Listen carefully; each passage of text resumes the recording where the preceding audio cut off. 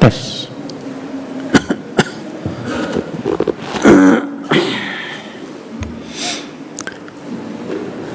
Assalamualaikum warahmatullahi wabarakatuh.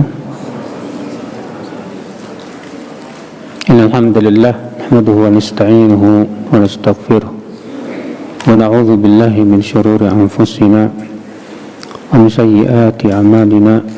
Man yahdihillahu fala mudilla lahu wa man yudlil fala hadiya lahu. Wa asyhadu an la ilaha illallah wahdahu la syarika lah wa asyhadu anna Muhammadan abduhu wa rasuluh. Qala Allah Ta'ala fi kitabihil karim, ya ayyuhalladzina amanu taqullaha haqqa tuqatih wa la tamutunna illa wa antum muslimun, amma ba'd. Saudaraku seiman, rahimani wa rahimakumullah jami'an.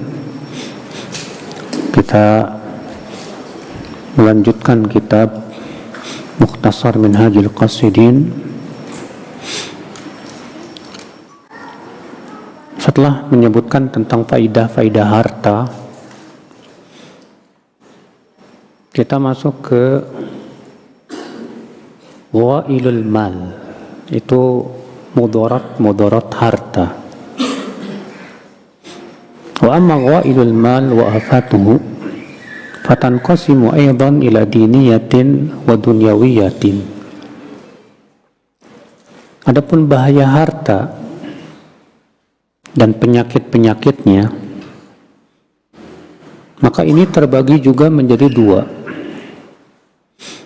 Bahaya yang berhubungan dengan agama, diniyah,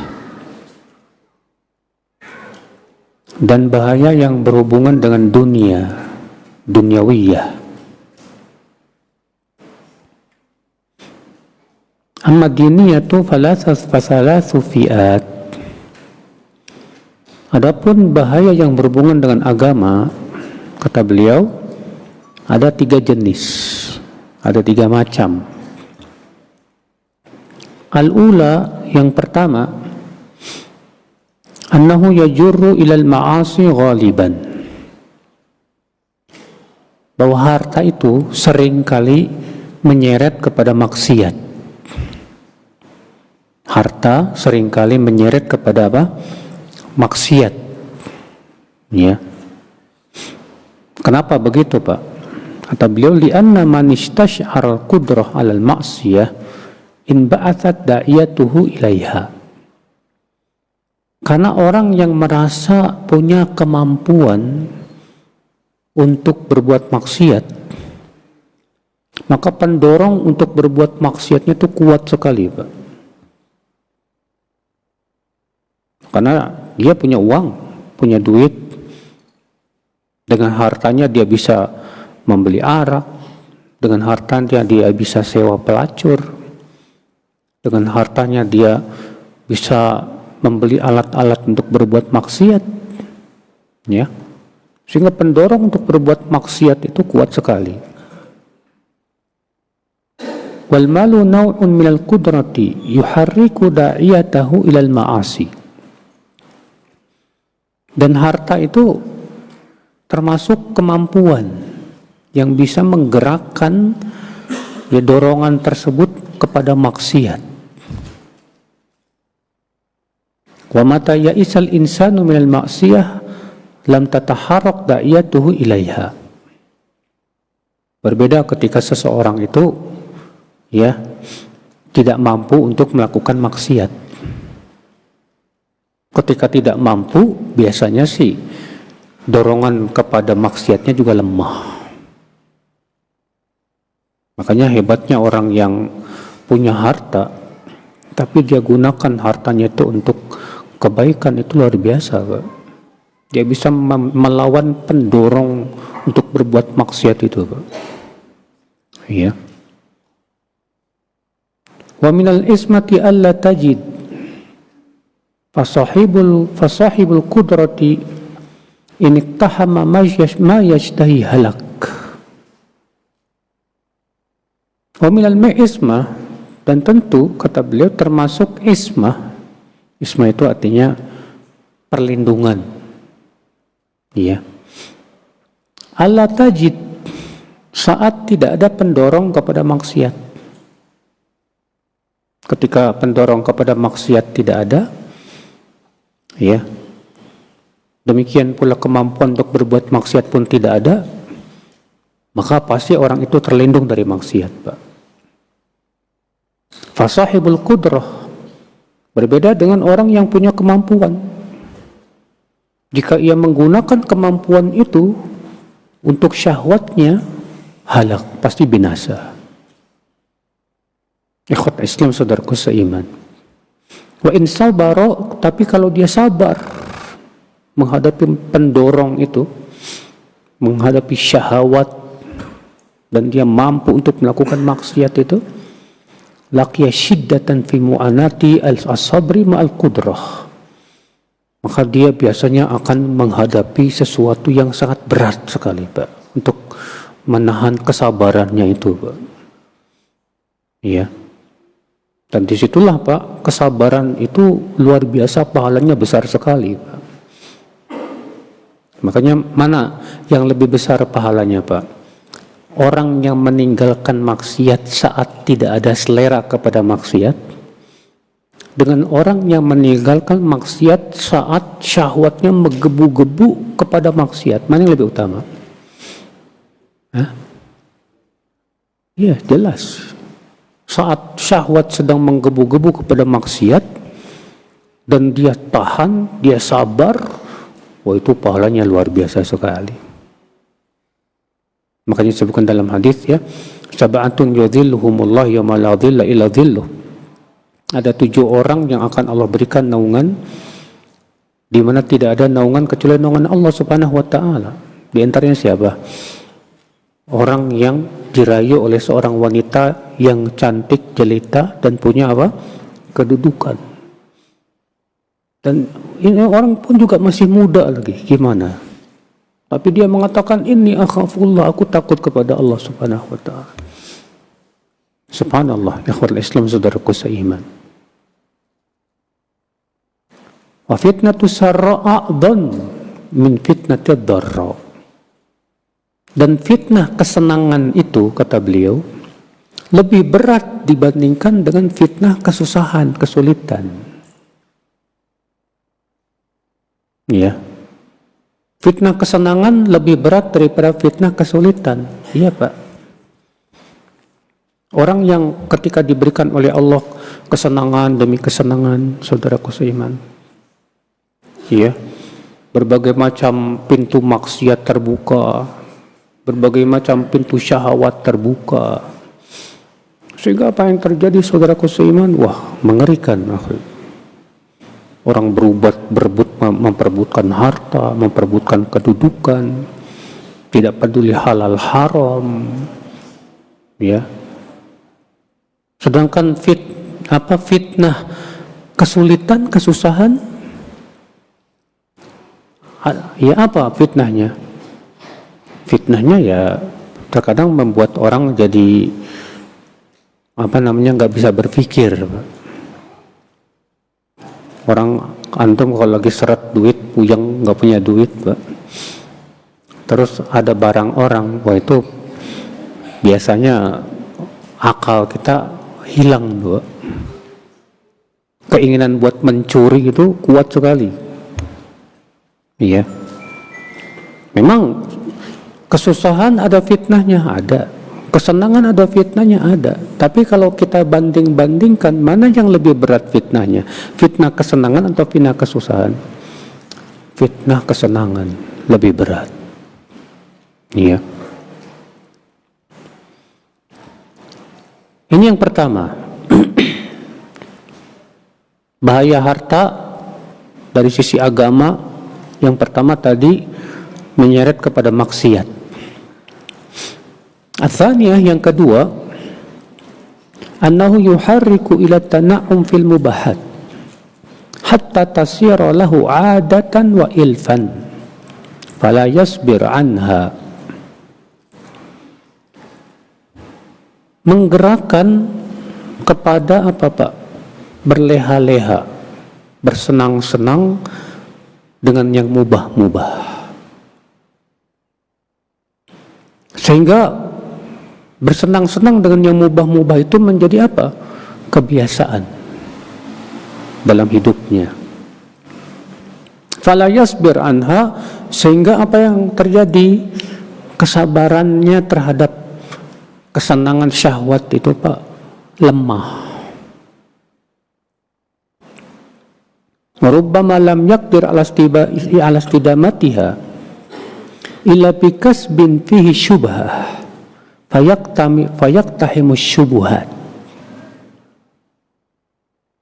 Dan terkadang saat kesenangan itu terputus dan ternyata tidak bisa mendapatkan kesenangan tersebut kecuali dengan cara yang syubhat. Syubhat itu artinya masih samar halal haramnya Pak.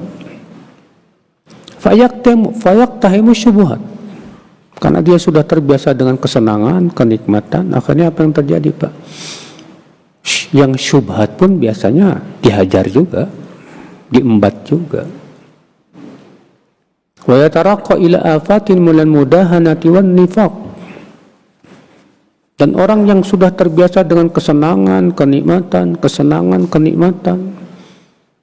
ya, seringkali naik kepada penyakit yang membahayakan Pak. Itu mudahanah dan penyakit kemunafikan. Apa itu mudahanah Pak? Mudahanah itu artinya mengorbankan agama kita untuk bisa meraih dunia. Itu mudahanah namanya Pak. Ya.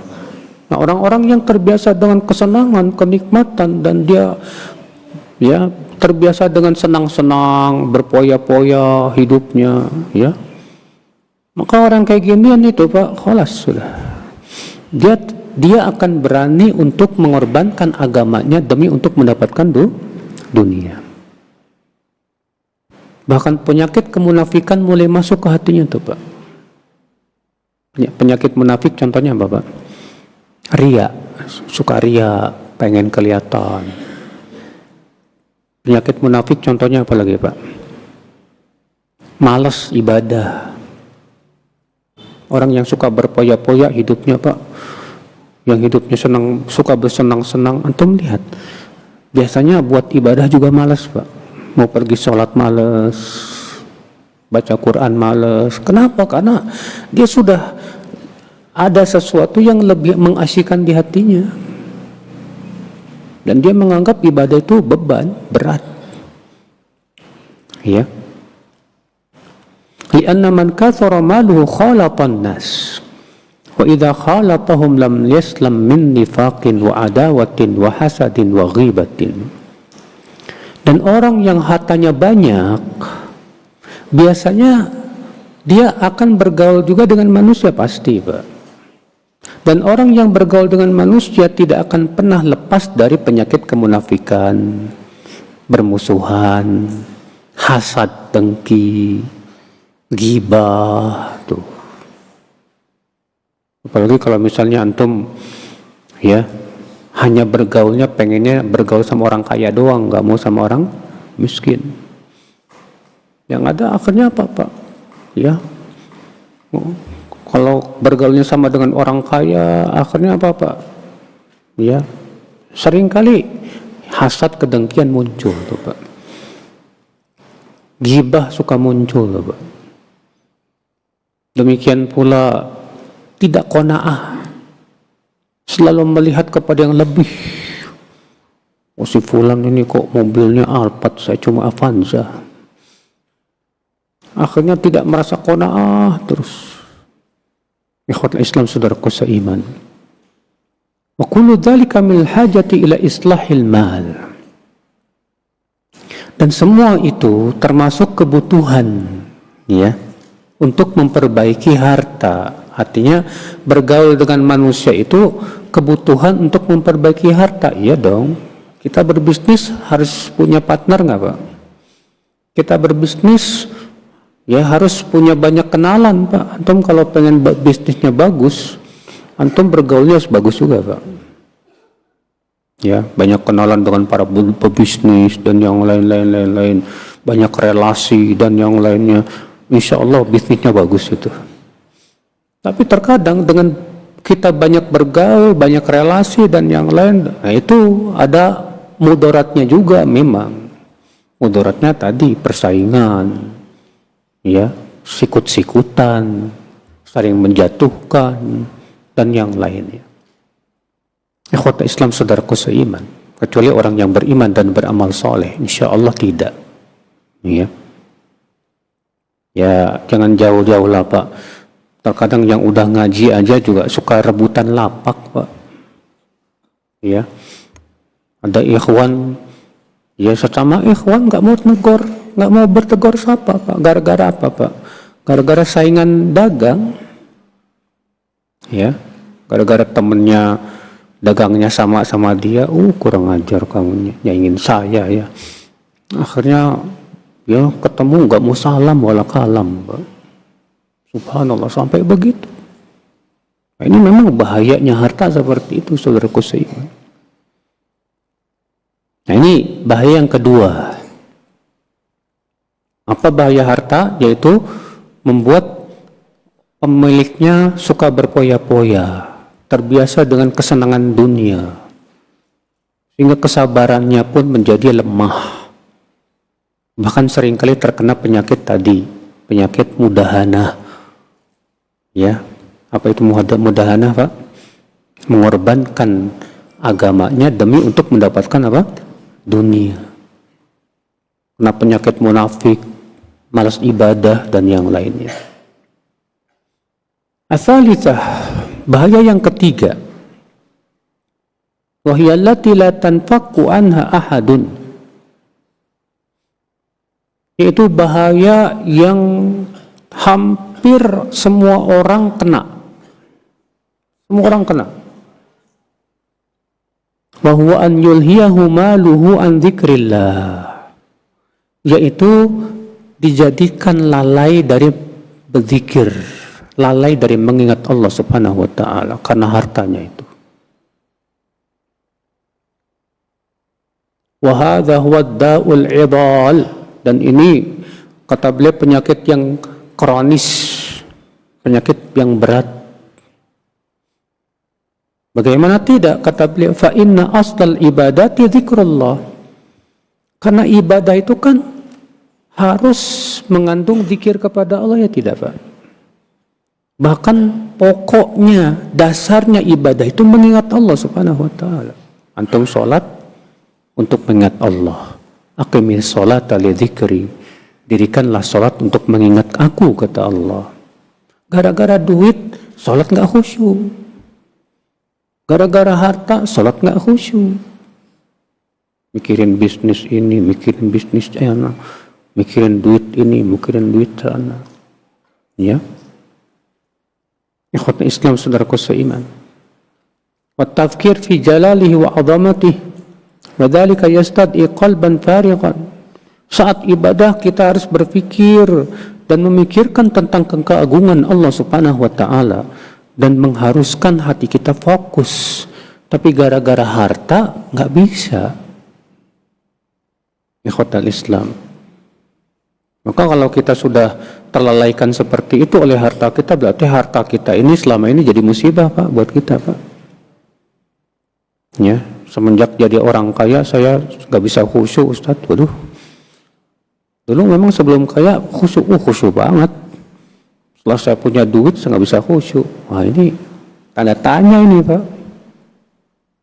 Ya, tapi kalau antum walaupun sudah kaya raya, sudah banyak duit, tapi sholat antum khusyuk, masya Allah.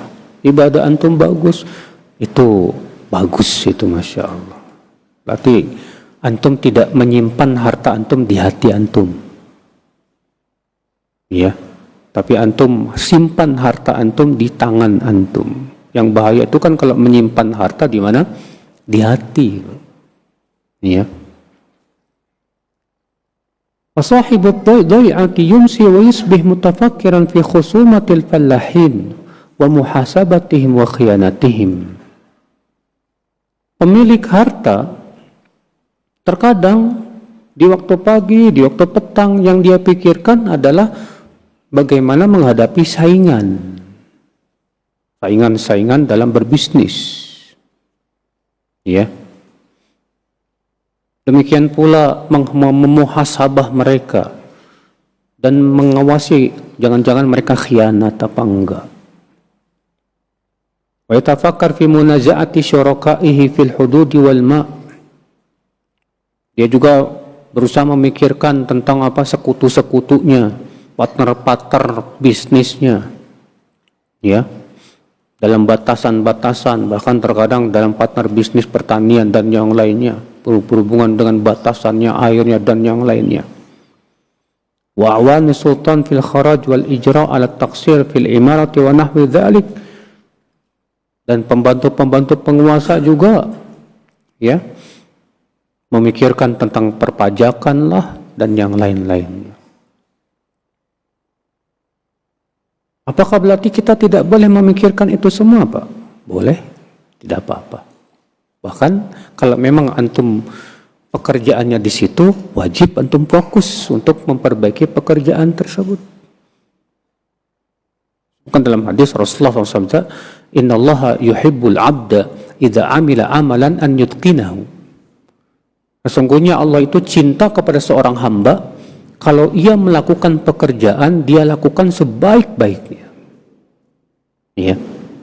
Nah, kalau antum lagi kerja di kantor, terus antum sibuk baca Quran, justru dosa antum. Kenapa? Antum khianat. Antum tidak melaksanakan pekerjaan dengan apa? Baik. Ya. Tapi tentunya saudaraku seiman, pekerjaan kita, bisnis kita, jangan sampai ya melalaikan kita dari mengingat Allah Subhanahu wa taala. Makanya Allah memuji orang yang berbisnis tapi bisnisnya tidak melalaikan. Itu hebat itu. Allah berfirman, "Rijalun la tulhihim tijarah wala bai'un an dzikrillah wa iqamis shalah." Orang-orang yang tidak dilalaikan oleh tijarah. Tijarah itu perdagangan, perbisnisan, dari berzikir kepada Allah dan dari menegakkan sholat. Kita tidak disuruh kok sama Allah untuk di masjid aja ibadah, enggak. Allah nyuruh kita untuk cari nafkah, cari nafkah. Allah nyuruh kita untuk jual beli. Rasulullah, para sahabat, rata-rata mereka muhajirin pedagang, ansar rata-rata apa? Petani. Ya. Masing-masing mereka mencari harta. Maka Allah memuji para sahabat. Wah, mereka walaupun berbisnis, walaupun berdagang dan yang lainnya, tapi tidak melalaikan dari zikir kepada Allah Subhanahu wa taala. Ikhwat Islam, saudaraku seiman. Sekarang kita masuk ke bayan dhammil hirs wa tama' wa madhil qana'ah wal yas. Penjelasan tentang celaan hirs wa tama'. Hirs itu artinya rakus. Ya. Celaan terhadap sifat rakus dan tamak.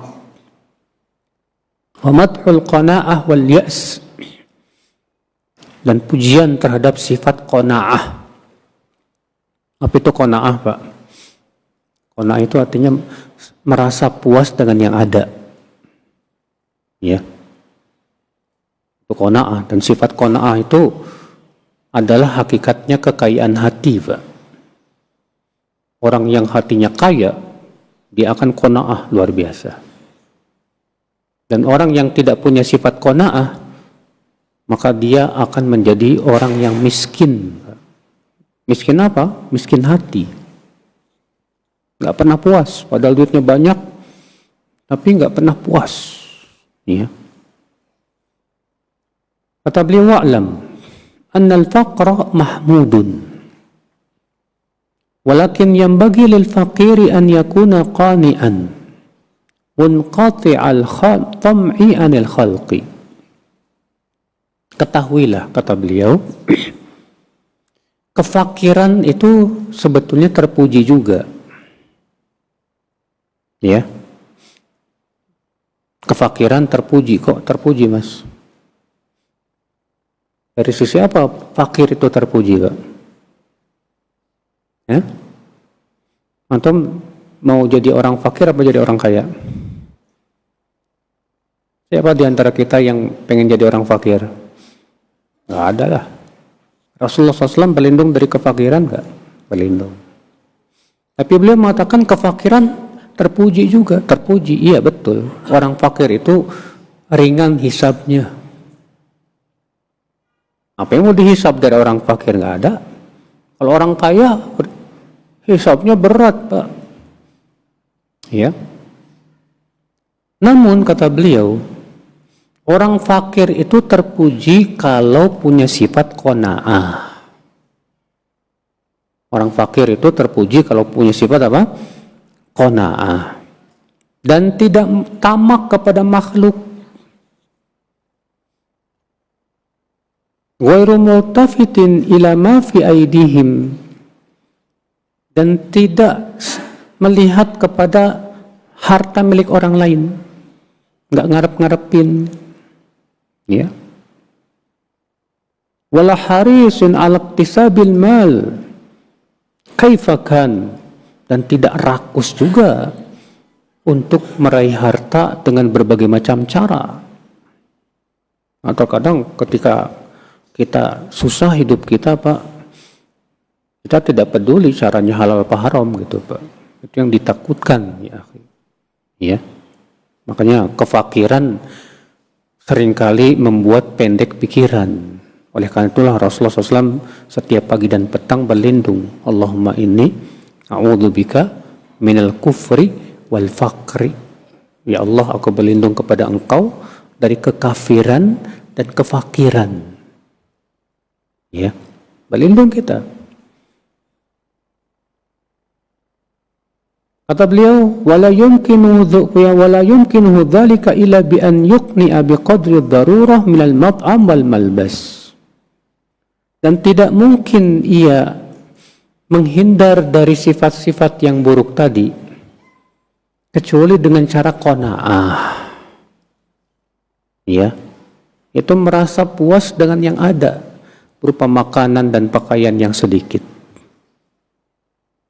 Kalau antum jadi orang fakir, jadilah orang yang qanaah dan sabar. Kalau antum jadi orang kaya, jadilah orang yang bersyukur dan dermawan. Ya. Waqad ruwiya fi sahih Muslim an Amr bin Al-As radhiyallahu anhu anna Rasulullah SAW qala qad aflaha man aslam wa ruziqa kafafan wa qanna'ahu Allah bima atah. Dan diriwayatkan dalam sahih Muslim dari hadis Amr bin Al-As bahwa Rasulullah SAW bersabda, sungguh beruntung orang yang masuk Islam dan diberikan rezeki yang kafaf. Kafaf itu artinya yang pas-pasan. Ya. Dan Allah berikan kepada dia qanaah. Allah jadikan hatinya qanaah. Masya Allah. Ini pujian Rasulullah SAW, Pak.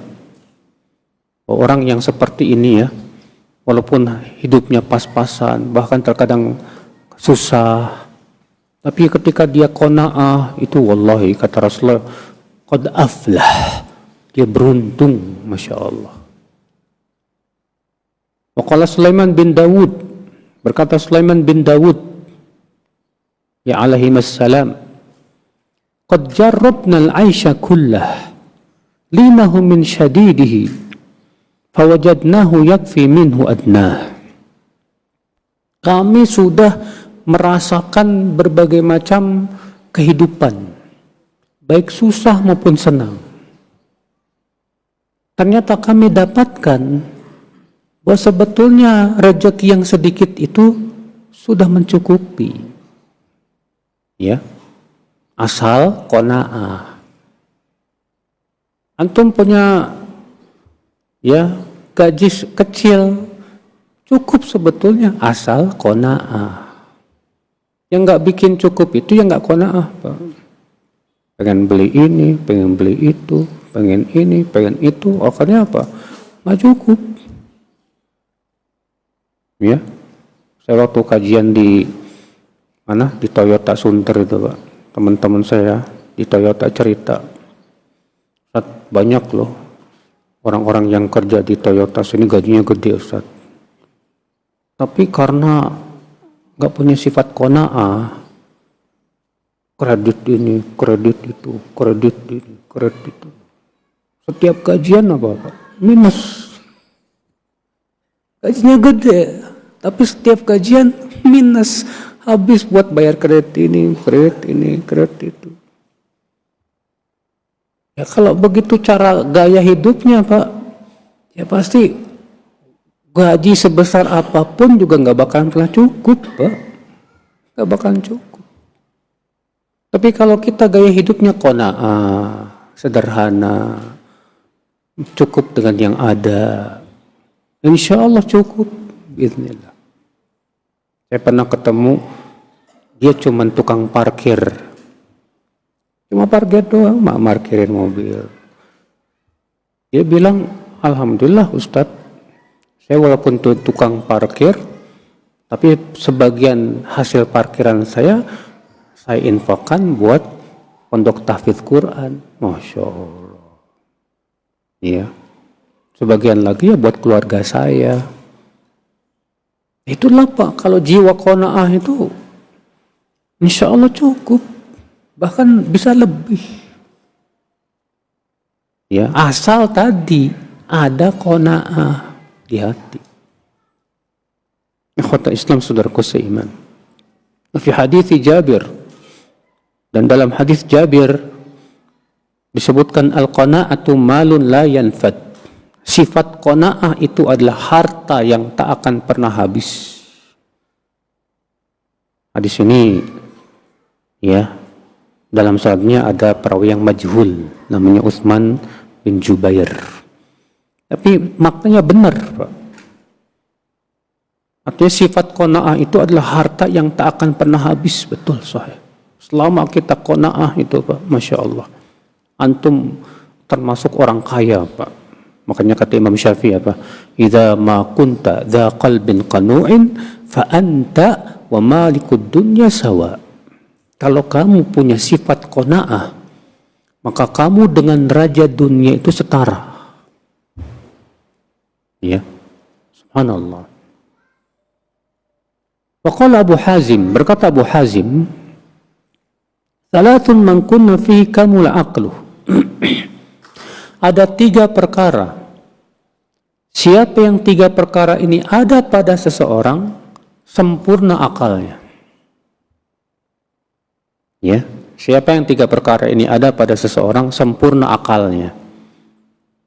Yang pertama, man arafa nafsah, orang yang mengenal dirinya. Yang kedua, wa hafidha lisanah, menjaga lisannya. Yang ketiga, wa qana'a bima razaqahullah, qanaah dengan rezeki yang Allah berikan. Nah ini 3 sifat kalau kita miliki, kata beliau, sempurna akal. Yang pertama apa tadi? Man arafa nafsa, orang yang mengenal dirinya. Maksudnya gimana Pak mengenal dirinya Pak? Hah? Maksudnya begini, pertama, mengenal bahwa diri kita ini hamba. Maka kita posisikan diri kita sebagai hamba. Ya.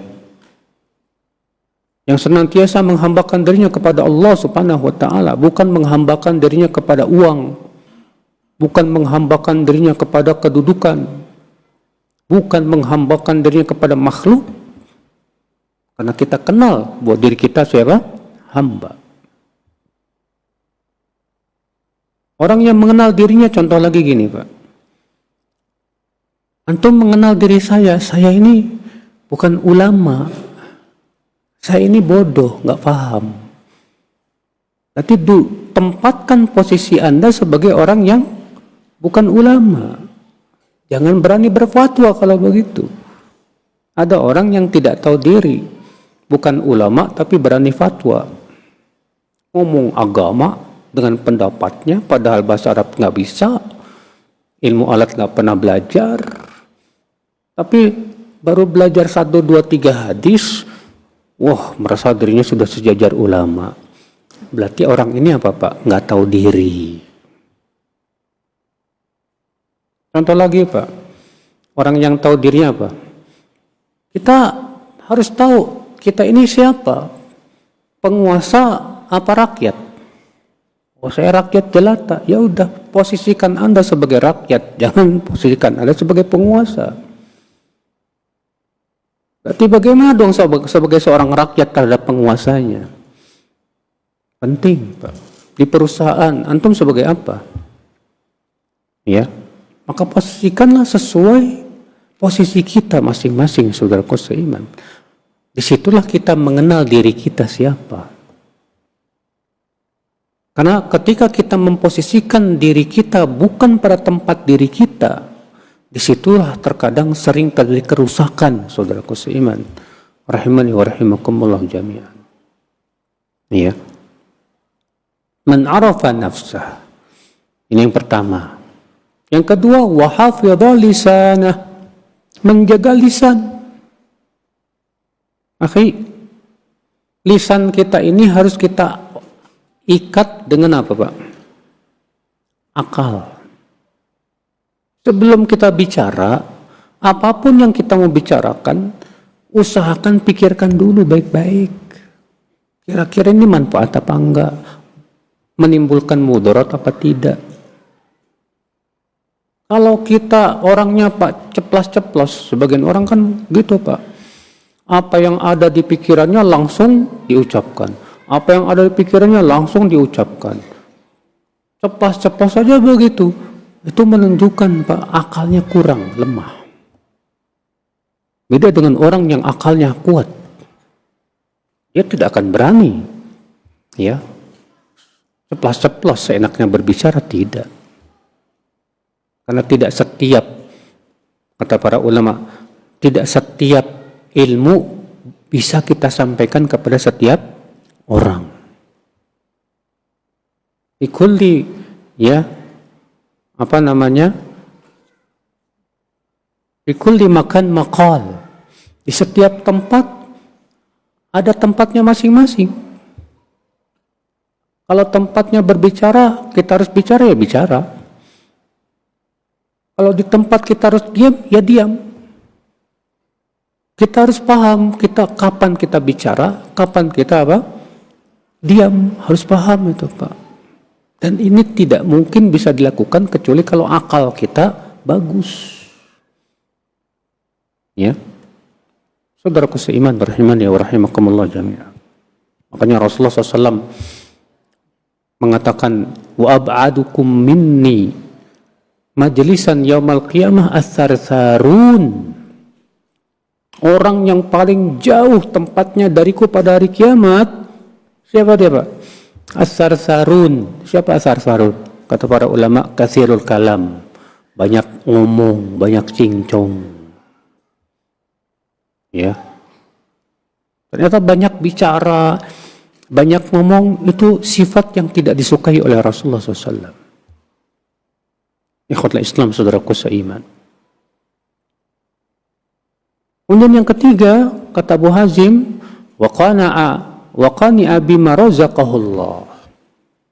Itu qanaah terhadap rezeki yang Allah berikan kepada dia. Merasa puas dengan yang ada. Wa qara'a ba'dul hukama anta akhul iz maltahafta bil qanaah. Sebagian orang yang bijak berkata, kamu itu orang mulia selama kamu berselimutkan dengan qanaah. Selama kamu berselimutkan dengan qanaah, artinya selama kamu punya sifat qanaah, kamu mulia. Tapi kalau kamu sudah menjadi orang yang rakus dan tamak, kamu rendah. Saudaraku seiman. Makanya Pak, pejabat kalau rakus dan tamak, ya pasti korupsi Pak. Antum melihat, ya. Di zaman sekarang kan ngeri kali ya. Kita melihat pejabat-pejabat pada korupsi itu, koruptornya ya nggak tanggung-tanggung sampai triliunan, miliaran. Kenapa mereka korupsi coba Pak? Karena jawabnya nggak punya sifat qanaah, rakus, tamak. Na'udzubillah min dzalik. Punya sifat rakus dan tamak ini menghancurkan, Pak, membinasakan, ya. Amal hirsu faqad naha anhu Rasulullah SAW. Adapun sifat rakus, maka Rasulullah SAW melarangnya. Beliau bersabda, ayyuhan nas ajmilu fi talab fa innahu laisa lil abdi illa ma kutiba lahu. Rasulullah SAW bersabda, wahai manusia, carilah rezeki dengan cara yang halal. Karena seorang hamba itu tidak akan mendapatkan kecuali yang sudah ditakdirkan kepada dia. Artinya Pak, jangan sampai karena kita merasa kok rezeki saya susah, kemudian bisnis saya kok susah majunya, akhirnya kita menghalalkan segala cara. Jangan. Tetap ya akhi sabar mencari rezeki yang halal. Ya. Zaman sekarang kan Pak akhi, ya, kita ini sulit sekali Pak untuk menghindari cara-cara yang haram gitu Pak. Zaman sekarang yang namanya riba, ngeri Pak. Berbuat curang dalam cari duit, ngeri Pak zaman sekarang Pak. Ya, banyak orang tidak peduli halal dan haram. Maka dari itu ya akhi, hati, ya kita berusaha untuk hati-hati. Disebutkan dalam hadis, ya perkataan Ibnu Qayyim kalau nggak salah, saya lupa. Tarku dirham wahid al-muharram afdal min infaqi atau min sadaqati alf dirham. Alf mi'at dirham. Kamu meninggalkan 1 dirham yang haram, itu lebih utama daripada bersedekah dengan 100.000 dirham. Mana yang lebih utama? Meninggalkan 1 dirham yang haram atau bersedekah dengan 100.000 dirham? Jawabnya, meninggalkan 1 dirham yang haram itu lebih utama. Kok bisa Pak? Karena meninggalkan yang haram wajib tidak Pak? Wajib. Bersedekah dengan 100.000 dirham sunnah atau wajib? Sunnah. Mana yang lebih utama? Yang wajib apa yang sunnah? Yang wajib. Ya. Saudaraku seiman. Wa naha 'anil tama'. Dan Rasulullah SAW melarang kita punya sifat tamak. Wa qala ijma'il ya'as mimma fi aidin nas. Beliau mengatakan, ya, kumpulkanlah rasa putus asamu itu terhadap apa yang dimiliki oleh manusia. Artinya, jangan ngarep-ngarep harta orang. Jangan ngarep-ngarep dikasih orang, Pak. Jangan. Kadang kita ini Pak, maaf aja Pak, kita tuh bergaul sama orang kaya karena ada harapan biar dikasih orang. Kalau niat kita sudah seperti itu, berarti kita tuh rendah Pak. Rasulullah SAW mengatakan al-yadul ulya khairum minal yadi as-sufla. Tangan di atas lebih baik daripada tangan di mana? Di bawah. Orang beriman tuh Pak, yang dia pikirkan bagaimana saya memberi, bukan saya diberi. Orang beriman tuh Pak, yang dia pikirkan bagaimana saya memberi manfaat, bukan memanfaatkan orang. Ya. Itu orang beriman harus begitu. Orang beriman tuh nggak mau Pak jadi beban masyarakat, nggak mau. Ya, orang yang suka di pinggir jalan minta-minta itu kan beban masyarakat Pak, nggak bagus. Ya, bahkan terkadang kita lihat yang meminta-minta itu rupanya di desanya rumahnya gedung Pak. Ya. Pokoknya dia pergi ke kota, kerjaan cuma minta-minta ngumpulin duit. La haula wala quwata illa billah. Saudaraku seiman. Wa qala ba'duhum law qila lit-tama' man abuk. Sebagian ulama berkata, kalau sifat tamak ditanya, hai tamak, siapa bapamu? Qala asyakku fil maqdur. Bapakku keraguan terhadap takdir. Maksudnya gimana, Pak? Orang yang tamak itu akibat ragu terhadap takdir, Pak. Ketentuan Allah Subhanahu wa taala. Walau qila lahu ma hirfatuk. Kalau si tamak ini ditanya lagi, apa pekerjaanmu? Wala iktisabud dzul. Mencari kerendahan. Ya. Walau qila lahu ma ghayatuk. Kalau si tamak ini ditanya lagi, apa tujuanmu? Wala al-hirman, yaitu terhalang dari kebaikan. Dan orang yang tamak itu terhalang dari kebaikan, sahih. Orang yang rakus dan tamak itu ya akhi, ya, susah dapat hidayahnya, Pak. Kenapa? Karena yang dia pikirkan duit, kedudukan, harta. Bagi dia agama itu hanya sebatas apa? Beban ini. Ya, makanya orang yang rakus dan tamak itu Pak nggak mau peduli sama agama, Pak. Mana mau? Allah, agama ini cuma menghalang-halangi kepentingan aja.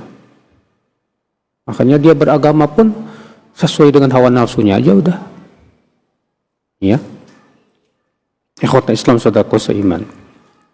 Wa qila at-tama' yudhil amir wal ya'as yu'izzul faqir. Ada yang mengatakan sifat tamak itu merendahkan seorang pemimpin. Artinya kalau pemimpin pejabat itu tamak, rakus, rendah dia. Pasti itu, Pak. Wal ya'as yu'izzul faqir. Sedangkan qanaah membuat si fakir mulia. Antum walaupun miskin, fakir, tapi nggak pernah minta-minta ke orang. Orang akan hormat sama antum. Tapi kalau antum suka minta-minta ke orang, orang akan merendahkan antum. Allah. Sifat manusia itu nggak suka kepada orang yang suka minta-minta kepada dirinya. Nggak suka. Tapi ketika kita melihat ada orang yang Masya Allah, ya dia nggak pernah minta-minta, nggak pernah juga nyusahin kita, bahkan dia selain bantu kita. Kita suka sama dia, Pak. Itu sifat manusia itu, Pak. Maka dari itulah ya akhul Islam ya, kalau kita berteman sama teman, Pak, jangan pernah kita menjadi orang yang suka menyusahkan teman, Pak. Mengharap-harapkan bantuan dari teman, jangan, Pak. Tapi jadilah antum orang yang selalu berpikir bagaimana memberikan manfaat kepada teman. Kalau antum seperti itu dalam bergaul, ana yakin teman-teman antum senang sama antum. Ya. Ikhwan Islam, kita masuk ke bayan ilajil hirs wa tama' wa dawa alladhi tuktasabu bi sifatul qana'ah. Penjelasan tentang obat rakus dan tamak. Dan apa obat untuk bisa punya sifat qanaah? Setelah menyebutkan penyakitnya, beliau akan menyebutkan obatnya. Kayak dokter. Bedanya kalau dokter kan untuk badan, kalau ini untuk apa? Hati, Pak. Disinilah pentingnya, Pak. Setiap kita itu harus paham tentang penyakit hati, Pak. Ya. Kalau kita nggak paham penyakit hati, susah. Setiap kita harus bisa mendeteksi penyakit yang ada di hati kita. Kalau kita tidak bisa mendeteksi, payah, Pak. Ada orang sombong tapi nggak merasa sombong. Ada nggak kayak gitu, Pak? Banyak. Sombong dia. Suka ngeremehin orang dan yang lainnya, tapi nggak merasa sombong. Maka orang seperti ini musibah. Ada lagi orang yang sombong, tapi dia merasa, kok saya begini ya, saya sombong ya, astagfirullah. Biasanya dia akan istighfar, minta ampun kepada Allah Subhanahu wa Ta'ala. Kenapa dia bisa istighfar? Karena dia tahu hakikat kesombongan itu. Apa bahayanya? Ketika antum punya motor terus ngelihat temennya bawa mobil, andaikan gue punya mobil, terus antum langsung mikir, kok saya nggak qanaah ya? Alhamdulillah, berarti antum cepat sadar. Ya, alhamdulillah. Pakai motor juga sudah rezeki dari Allah. Teman saya cuma pakai sepeda itu. Ya, kalau antum seperti itu berarti antum masya Allah, qanaah. Ini penyakit itu harus kita deteksi, Pak, seawal mungkin, sedini mungkin yang ada dalam hati kita itu. Ketika kita melihat teman kita bisnisnya sama dengan kita, lalu kita panas, terus kita langsung sadar, kok saya panas ya, apa ini? Kita ingat, wah ini penyakit dengki nih. Astagfirullah. Kok saya jadi kena dengki ini? Terus antum langsung mendoakan teman antum. Akhi, masya Allah, mudah-mudahan antum diberkahi harta antum dan usaha antum. Usaha kita sama ternyata. Mudah-mudahan antum barokah. Wah, masya Allah. Di sini penting, akhi, mendeteksi penyakit hati sedini mungkin. Karena penyakit hati itu lebih bahaya daripada penyakit badan masalahnya, Pak. Penyakit badan menggugurkan dosa, ya. Kalau antum mati gara-gara penyakit badan, masuk surga. Tapi kalau antum kena penyakit hati, membahayakan agama. Dan kalau antum mati dalam keadaan membawa penyakit hati, neraka.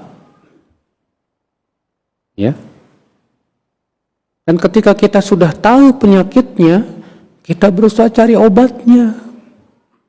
Cari obatnya, saudaraku seiman. Rahimani wa rahimakumullah jami'an. Nah, di sini beliau ingin menjelaskan apa obat penyakit tamak dan rakus. Kata beliau, "I'lam anna hadzal dawa murakkabun min thalathati arkan."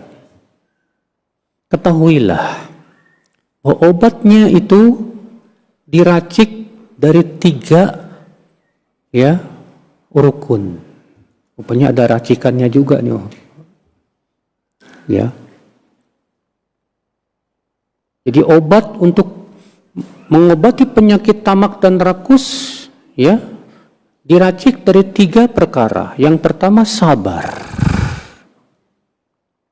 Yang kedua berilmu. Dan yang ketiga beramal soleh. Ini racikan obatnya. Wa majmu'u dzalika khamsatu umur. Dari 3 perkara ini menghasilkan 5 perkara. Kata beliau. Apa itu al-awwal yang pertama? Al-iqtisadu fil ma'isyah wa rifqu fil infaqi. Hendaknya kita ini punya sifat iktisad fil ma'isyah, sederhana dalam hidup, Pak. Gaya hidup kita harusnya sederhana, Pak. Jangan pengennya wah, tapi sederhananya, akhi. Sederhana tuh gimana sih, Pak? Pakai baju yang nggak biasa-biasa aja sih, nggak terlalu mahal, nggak terlalu jelek, biasa aja, tengah-tengah. Ya. Demikian pula dalam kehidupan kita pun juga kita bukan orang yang hedonis gayanya, Pak. Tapi biasa saja. Itu ya memang yang dipuji dalam Islam. Islam itu tengah-tengah, tidak berlebihan, tidak terlalu apa? Kurang. Ya, sederhana dalam kehidupan kita. Warifqu fil infaq, dan bersifat kasih sayang dalam infak. Artinya kasih sayang dalam infak maksudnya apa, Pak? Tidak berlebihan dalam menggunakan harta, boros. Tapi juga tidak koret bin bakhil. Ya. Faman aradal qana'ata fayambagi an yasudda an nafsi abwabal khuruji ma amkanahu wa yaruddu nafsahu ila ma la budda minhu. Maka siapa yang punya sifat qanaah, hendaklah ia menutup dari dirinya pintu-pintu yang menyebabkan dia keluar ya dari sifat qanaah tersebut, dan terus mengembalikan dirinya kepada sifat qanaah. Contoh kata beliau, fayutni bi ayyi ta'amin kana wa qalil minal idami wa thawbin wahidin. Qanaah dengan makanan yang ada. Kalau kita bisanya beli makan nasi goreng, ya udahlah qanaah dengan yang ada. Kalau memang kemampuan kita segitu, ya udah qanaah lah. Ya. Demikian pula lauknya kita cuma bisa beli sedikit, ya sudah qanaah dengan yang ada. Wa thawbin wahidin, kita cuma bisa duit kita cuma cukup beli satu baju doang, akhirnya kita cuma bisa punya baju satu, ya udah qanaah dengan yang ada. Wa yattinu nafsahu ala dzalik, dan dia berusaha terus mempertahankan sifat qanaah tersebut, ya, mengokohkan dirinya di atas sifat qanaah. Wa in kana lahu iyalun ayuraddu kulla wahidin ila hadzal qadar. Kalau dia punya keluarga, punya istri dan anak, dia juga berusaha untuk melatih mereka, ya, supaya apa? Qanaah, tidak berlebihan. Ikhwatul Islam, saudaraku seiman. Nabi SAW bersabda dalam hadis, namun hadis itu dhaif, dari Imam Ahmad dan Tabrani, ma'ala man iktasad, tidak akan miskin orang yang hidupnya sederhana. Dalam hadis yang lainnya, at-tadbir nisful aish. Dalam hadis yang diriwayatkan Ad-Dailami dalam Musnadul Firdaus. Namun di dalam sanadnya ada Khalad bin Isa, dia dianggap majhul oleh Ibnu Al-Uqaili, namun dianggap thiqah oleh Yahya bin Ma'in. Sehingga hadis ini bisa diterima. Apa itu at-tadbirun nisful aish? Pengaturan itu setengah dari kehidupan. Maksudnya pengaturan apa, Pak? Mengatur harta. Pinter, Pak, untuk mengatur apa? Harta. Kita ini jangan punya sifat begini, Pak. Semua yang kita mau kita beli. Semua kita yang mau kita beli. Setiap yang kita mau kita beli. Jangan. Ya, sampai Umar ketika melihat ada seorang sahabat yang punya dia membeli waktu itu Umar melihat anaknya Abdullah bin Umar, ya, pulang dari pasar beli belanjaan banyak. Umar marah dan berkata, apakah setiap yang kamu mau kamu langsung beli? Artinya nggak bagus seperti itu.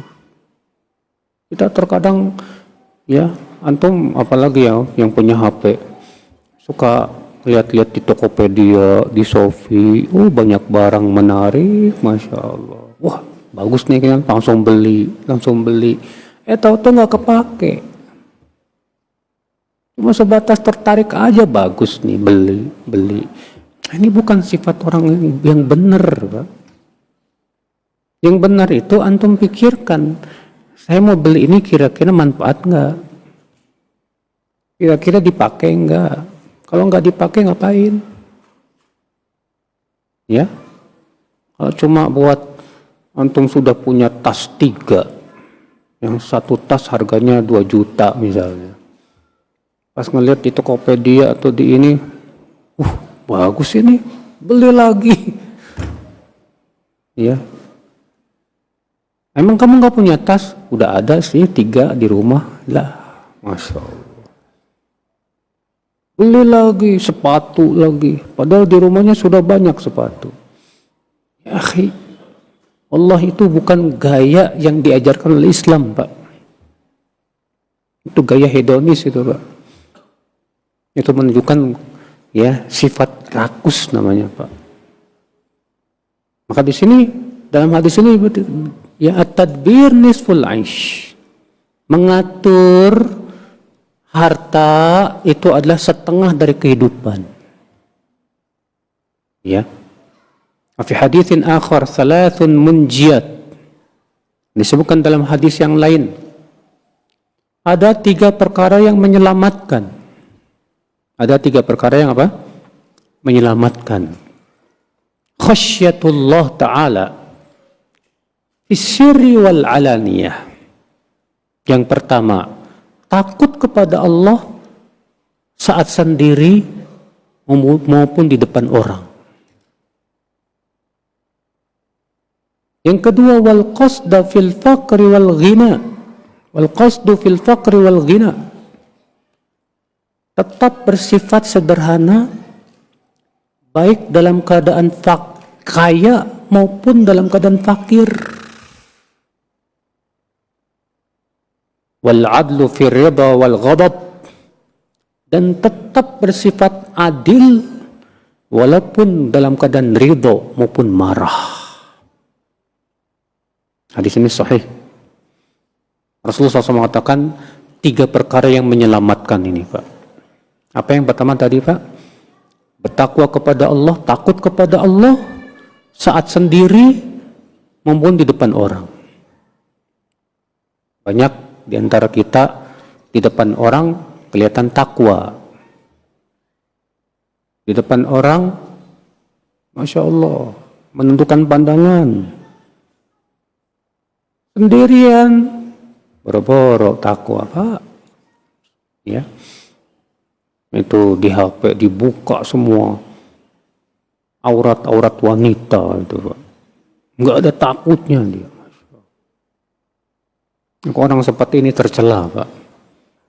Berarti dia tidak jujur dalam takut kepada Allah Subhanahu wa ta'ala. Sebetulnya dia itu takutnya kepada manusia. Dia tidak takut kepada Allah Subhanahu wa ta'ala. Kalau dia takut kepada Allah sendirian pun dia tetap takut. Nggak berani dia.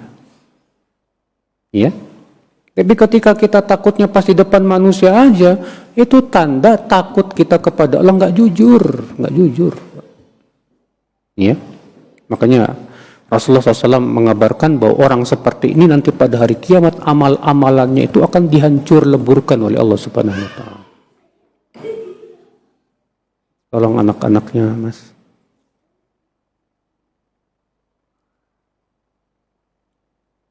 Ikhwatul Islam, saudaraku seiman. Ini yang pertama, takut kepada Allah saat sendirian maupun apa? Saat di depan orang.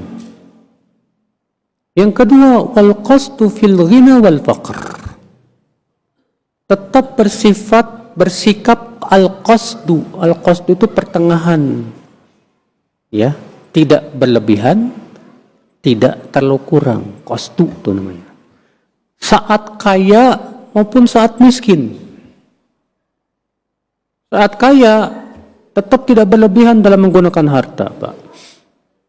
Berinfak pun tidak boleh berlebihan. Bersedekah pun tidak boleh apa? Berlebihan.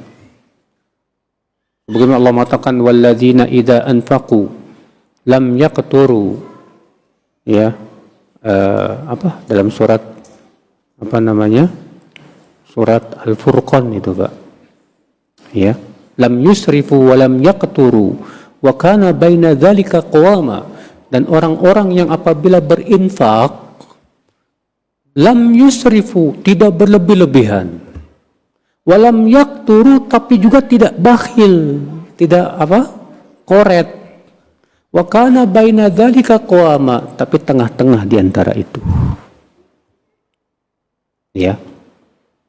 Lam yusrifu walam yakturu, itu al-qasdu fil ghina wal faqr. Tengah-tengah ketika fakir maksudnya gimana, Pak? Sabar. Kefakiran itu tidak menghalalkan segala cara. Kefakiran dia tidak membuat dia minta-minta kepada orang. Ikhwatul Islam, saudaraku seiman. Ini saudaraku. Yang ketiga, wal adlu fi ridha wal ghadab. Tetap bersikap adil saat ridho maupun saat marah. Saat ridho, misalnya antum senang sama seseorang. Saat kita senang sama orang, terkadang kita lebih condong kepada orang yang kita senangi, Pak. Iya kan? Dan yang kita tidak sukai, seringnya kita zolim sama dia, Pak. Dan tidak bisa adil. Ini yang tidak benar, Pak. Makanya Allah Subhanahu wa taala berfirman, "Ya ayyuhalladzina amanu kunu qawwamina syuhada'a lillahi bil qist." Wahai orang-orang yang beriman, jadilah kalian saksi-saksi untuk Allah dengan penuh keadilan. Wala yajrimannakum syana'anu qaumin ala alla ta'dilu. Dan janganlah sekali-kali kebencian kalian kepada suatu kaum membuat kalian bersikap tidak adil. I'dilu, tetap adillah. Wa aqrabu littaqwa, itu lebih dekat kepada ketakwaan. Itu memang subhanallah, kita terkadang ketika senang condong kepada yang kita senangi, ketika kita tidak suka, kita nggak suka sama dia, akhirnya apa? Tidak bersikap adil. Di sini yang musibah, saudaraku seiman. Makanya ya, 3 perkara inilah yang akan menyelamatkan, kata Rasulullah SAW. Ini yang pertama, yaitu bersikap iktisad, sederhana dalam hidup. Sederhana itu tidak berlebihan dan tidak kurang. Asal yang kedua, idza tayassara lahu fil hali ma yakfih fala yakunu syadidul ittirab li ajli al mustaqbal wa yu'inuhu ala dhalika qisarul amal. Apabila mudah untuknya dalam keadaan saat ini sesuatu yang mencukupinya. Artinya kalau saat ini Allah mudahkan, Pak, rezekinya dan sesuatu yang mencukupi hidupnya, maka janganlah ia syadidal ittirab li ajril mustaqbal, dipusingkan dengan memikirkan masa depan. Nah, sekarang kita lagi enak nih, terus kita punya sifat mengkhawatirkan masa depan. Aduh, saya takut nih, usaha saya rusak, saya takut hancur, saya takut. Jadi ketakutan aja dengan masa depannya itu, Pak. Ya. Wa yu'inuhu ala dzalika qisarul amal. Dan ini bisa dibantu dengan cara apa, Pak? Enggak panjang angan-angan. Ya. Wal yakin bi anna rizqahu la budda an ya'tiyahu. Dan yakinlah bahwa rezeki itu pasti datang. Selama masih hidup, rezeki pasti datang. Sebab kalau rezeki sudah habis, artinya apa, Pak? Mati.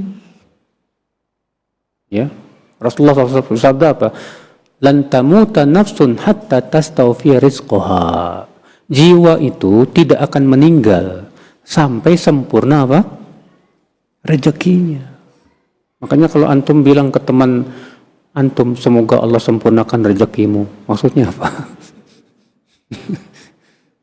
Ya, maksudnya semoga kamu cepat mati. Ya. Ikhwatul Islam, saudaraku seiman, rahimani wa rahimakumullah jami'an. Jadi kita jangan pernah takut, Pak, dengan masa depan. Kalau Allah masih tentukan kita hidup, rezeki terus datang terus, Pak. Tidak usah khawatir. Ya. Wal ya'lam anna syaitan ya'udduhul faqr. ya'iduhul faqr. Dan hendaklah dia tahu bahwa setan itu selalu menakut-nakuti dengan kefakiran. Memang kerjaan setan itu menakut-nakuti dengan apa? Kefakiran. Mau sedekah, ditakut-takutin sama setan. Kamu kalau sedekah, duit kamu kurang. Nanti kamu nggak gimana kalau misalnya duitnya berkurang. Akhirnya mau sedekah nggak jadi. Gara-gara ditakut-takuti dengan apa? Kefakiran, saudaraku seiman. Rahimani wa rahimakumullah jami'an. Iya. An Ibnu Mas'ud radhiyallahu anhu an Rasulullah sallallahu alaihi wasallam qala: "Inna ruhal qudus nafatha fi raw'i annahu laysa min nafsin tamutu hatta tastakmila rizqaha wa ajalaha. Fattaqullaha wa ajmilu fi talab wa la yahmilannakum istita'ur rizqi an tatlubuhu bi ma'asillahi azza wa jalla fa innahu la yudraku indallah illa bi ta'atihi." Dari Abdullah bin Mas'ud, semoga Allah meridainya, bahwa Rasulullah SAW bersabda, sesungguhnya Jibril membisikkan kepadaku di relung hatiku. Apa kata Jibril? Sesungguhnya jiwa tidak akan meninggal sampai sempurna rezeki dan ajalnya. Maka bertakwalah kepada Allah dan carilah rezeki dengan cara yang halal, dan jangan sampai lambatnya rezeki membuat kalian mencari rezeki dengan cara yang haram, karena sesungguhnya yang ada di sisi Allah berupa pahala tidak akan dicapai kecuali dengan menaati Allah subhanahu wa ta'ala. Lihat akhi, Rasulullah SAW mengabarkan bahwa jiwa itu tidak akan mati sampai sempurna rezeki. Jadi antum gara-gara sibuk nabung buat masa tua, akhirnya apa? Nggak mau infak. Ya. Kita katakan akhi, wallahi, barangkali setelah tua antum rezekinya malah banyak. Nggak usah khawatir. Nggak usah mengkhawatirkan masa tuamu. Allah yang ngasih rezeki buat kamu. Memang ada sebuah doa, Pak. Ya. Di mana doa itu mengatakan, Allahumma ja'al khaira umri akhirahu. Ya Allah, jadikan sebaik-baik umurku adalah di akhirnya. Nah, ini doa bagus banget, Pak. Ya. Saudaraku seiman. Maka dari itu ya akhi, jangan pernah merasa takut dengan yang namanya rezeki. Orang yang selalu ketakutan dengan masa depan, kata Imam Asy-Syafi'i, itu orang yang suudzon sama Allah subhanahu wa ta'ala. Orang buruk sangka sama Allah subhanahu wa ta'ala. Wa idzan sadda anhu babun kana yantadhiru rizqa minhu. Kalau ternyata ada pintu rezeki yang tertutup, maka tunggulah rezeki tersebut. Cepat atau lambat pasti akan datang sama kamu. Wala yanbaghi an yattariba qalbuh. Maka hatinya nggak usah cemas, nggak usah pusing. Fa inna fil hadithi aballah an yarzuqa abdahul mu'min ila min haitsu la yahtasib. Disebutkan dalam hadis, tapi hadis ini lemah. Allah enggan kecuali untuk memberikan rezeki kepada seorang mukmin dari arah yang tidak disangka-sangka. Tapi hadis ini dikuatkan oleh ayat, wa may yattaqillaha yaj'al lahu makhraja. Siapa yang bertakwa kepada Allah, Allah akan berikan jalan keluar dari kesulitan hidupnya. Wa yarzuqhu min haitsu la yahtasib, dan Allah akan berikan rezeki dari arah yang tidak disangka-sangka. Harus yakin itu, Pak.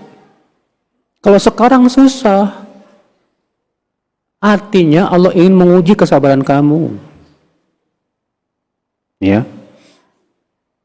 Rezeki pasti datang, cuman kapan hanya Allah yang tahu. Enggak usah khawatir. Ya, kita sabar menunggu rezeki dari Allah itu termasuk ibadah, Pak. Sambil kita sabar dan tidak membuat kita menghalalkan segala cara. Saudaraku seiman rahimani wa rahimakumullah jami'an. Bagi yang ingin mau bertanya, silakan ditulis ya, Pak ya.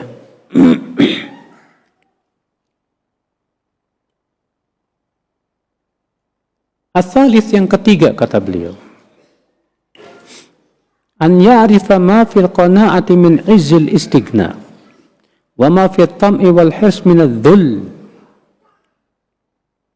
Hendaklah seseorang tahu dan sadar bahwa qanaah itu adalah kemuliaan, sedangkan rakus dan tamak itu adalah kehinaan. Walaysa fil qanaati illa sabr 'anil mustabihati wal fudul. Dan qanaah itu mengharuskan kita sabar, Pak. Sabar dari sesuatu yang sifatnya syubhat. Ya. Ma'ama yahsulahu thawabul akhirah, disertai dengan pahala di sisi Allah Subhanahu wa taala. Pahala yang besar dari qanaah itu, Pak. Wa man lam yu'athir izza nafsi an syahwati fahuwa raqiqul aqli naqisul iman. Dan siapa yang tidak memilih kemuliaan untuk dirinya, ya, dan lebih mencari kehinaan karena kerakusan dan ketamakannya, itu berarti akalnya pendek, imannya kurang. Ikhwata Islam saudaraku seiman. Maka dari itu, akhi, memang sifat qanaah itu butuh kesabaran, Pak. Kalau nggak punya kesabaran, susah kita untuk punya sifat qanaah. Ya. Ar-rabi yang keempat, an yukthir tafakkurahu fi tana'umil yahud wan nasara wa aradhilin nas fil hamqa minhum. Coba kamu pikirkan, bagaimana orang Yahudi dan Nasrani diberikan oleh Allah nikmat yang banyak kepada mereka. Sumayanzur ila ahwal anbiya wal awliya was salihin. Setelah itu kamu bandingkan dengan para nabi, orang-orang dan orang-orang soleh, para wali. Wa yasma'u hadithahum wa yutali ahwalahum wa yukhayyir aqlahu baina musyabahati aradhil alamin. Coba kamu lihat orang-orang yang tidak beriman saat diberikan oleh Allah Subhanahu wa taala kekayaan atau kemiskinan jauh dari keadaan para nabi dan orang-orang saleh.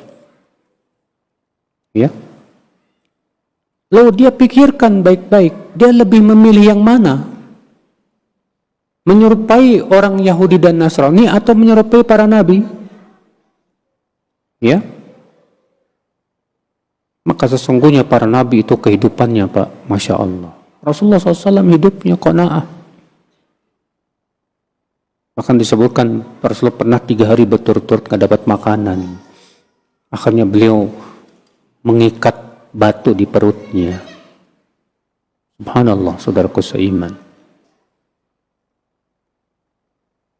Al-khamis yang kelima, an yafhama fi jam'il mal min khatar. Hendaklah dia memahami bahwa mengumpulkan harta sebanyak-banyak itu bahaya. Mengumpulkan harta sebanyak-banyaknya itu bahaya. Kama dzakarna fi afatil mal, sebagaimana sudah kita sebutkan pada penyakit-penyakit harta. Tapi ingat loh, Pak, orang yang mengumpulkan harta sebanyak-banyak itu bahaya kalau niatnya salah. Niatnya hanya sebatas untuk bersenang-senang, ya. Adapun kalau antum mengumpulkan harta sebanyak-banyaknya, niatnya untuk apa? Membantu orang susah, membangun masjid, membantu pesantren, bagus. Ya. Makanya dilihat niatnya. Kalau niat antum mencari duit itu untuk kebaikan, insya Allah barokah.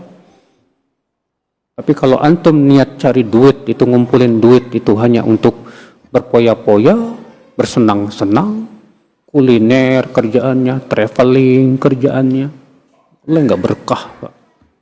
Hidup antum nggak berkah. Nah ini saudaraku seiman rahimani wa rahimakumullah jami'an. Yang jelas ya, setiap kita, ana dan antum dalam hal ini sedang berusaha terus, Pak, untuk punya sifat qanaah. Dan agar kita tidak punya sifat rakus dan tamak di hati kita. Semoga Allah berikan kepada kita sifat yang mulia ini, saudaraku seiman. Baik, saya kira cukup sampai di sini. Kita buka tanya jawab. Naam.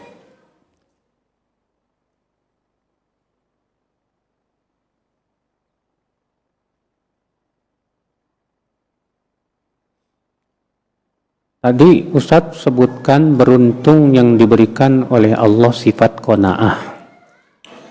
Apakah artinya sifat qanaah itu bagian dari takdir ya Ustadz? Apakah bisa diusahakan? Iya, itu termasuk sifat yang bisa diusahakan. Makanya kan sudah disebutkan tadi, ya, apa obat dari penyakit rakus dan tamak. Dan bagaimana supaya kita punya sifat qanaah, ya. Nah, bagaimana caranya supaya kita bisa qanaah? Sudah kita sebutkan tadi caranya, Pak. Yaitu ridho dengan ketentuan Allah Subhanahu wa taala. Ya, zuhud terhadap kehidupan dunia. Kemudian juga kita berusaha untuk melihat kepada yang lebih susah hidupnya dari kita. Dengan cara seperti itu insya Allah kita bisa qanaah.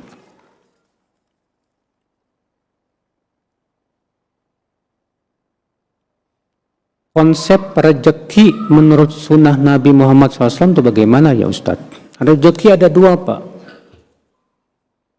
Ada rezeki yang bersifat materi, berupa harta. Ada rezeki yang berbentuk hidayah, baik hidayah ilmu maupun hidayah taufik. Antum mau dikasih rezeki yang mana? Dua-duanya lah. Rezeki harta maupun rezeki apa? Hidayah. Namun yang harus dipahami, Pak, rezeki harta itu bukan tanda Allah sayang kepada hambanya.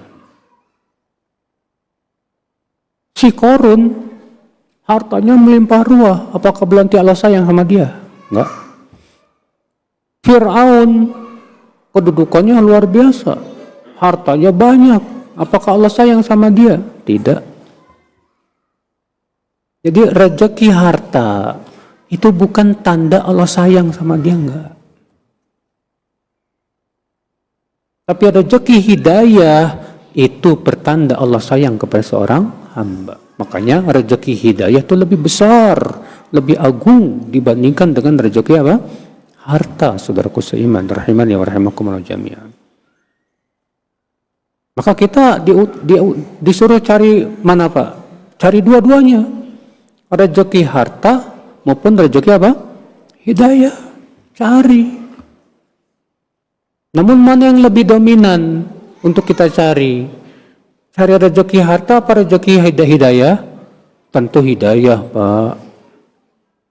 Sebab kalau antum dapat hidayah, lalu antum dikasih rezeki harta, itu harta manfaat. Makanya Rasulullah bersabda apa, Pak? Ni'mal mal lirajulis salih. Sebaik-baik harta itu kalau dimiliki oleh orang yang soleh. Itu sebaik-baik harta sudah. Dan seburuk-buruk harta itu kalau dimiliki oleh orang jahat. Karena harta itu akan digunakan untuk maksiat kepada Allah Subhanahu wa taala. Nah, itu dia konsep rezeki, ya. Dalam Islam, saudaraku seiman. Masih ada yang bertanya?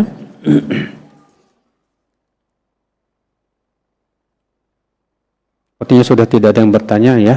Baik, saya kira cukup sampai di sini. Subhanakallah bihamdik, asyhadu an la ilaha illa anta astaghfiruka wa atubu ilaik. Wassalamualaikum warahmatullahi wabarakatuh.